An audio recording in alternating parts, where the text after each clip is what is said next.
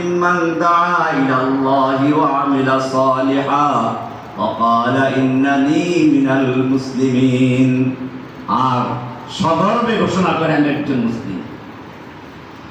এই ইসলামের পরিচয় দাও ওয়া আনতুম মুসলিমুন। খবরদার, মুসলিম অবস্থা ছাড়া অন্য কোন অবস্থায় যেন তোমার মৃত্যু না হয়। কি অবস্থায়? আমি একটু পরে ব্যাখ্যা দিব ইনশাআল্লাহ। এইটা মনে রাখবেন, আল্লাহ মরতে বলেছেন কি অবস্থায়? না সেকুলার, ধর্মনিরপেক্ষ, ডেমোক্রেসি। শুধু এটা আমাদের কি না, আল্লাহ বলছেন ওয়াসাা বিহা ইব্রাহিম বানিহি ওয়া ইয়াকুব ইয়া বানিয়া ইন্নাল্লাহা আসতাফা লাকুমুদ্দীন। ইব্রাহিম আলাইহিস সালাম, ইয়াকুব আলাইহিস সালাম, তার সন্তান ইসহাক আলাইহিস সালাম, ইব্রাহিম আলাইহিস সালামের সন্তানরা, তারাও ওসিয়ত করেছেন তাদের সন্তানকে কি বলে?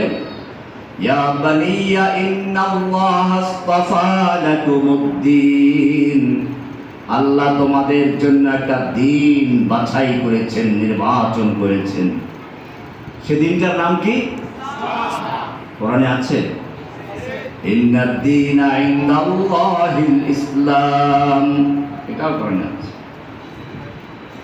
এরপর আল্লাহ বলছেন ফালা তামুতুন্না ইল্লা ওয়া আনতুম মুসলিমুন। ওনাদের সন্তানদেরকে ওসিয়ত করছেন এই মুসলিম অবস্থা ছাড়া অন্য কোনো অবস্থায় যেন মৃত্যু না হয়, মরবে না। নবীরা কেউ ধর্মনিরপেক্ষ ছিলেন না। কোরআন বলছে মা কানা ইব্রাহিমু ইয়াহুদিয়্যান ওয়ালা নাসরানিয়ান ওয়ালাকিন কানা হানিফান মুসলিমা। ইব্রাহিম আলাইহিস সালাম ইহুদিও ছিলেন না, নাসারাও ছিলেন না। কি ছিলেন? ধর্মনিরপেক্ষ। আমি এক একটা ফিতনা তুলে ধরতেছি।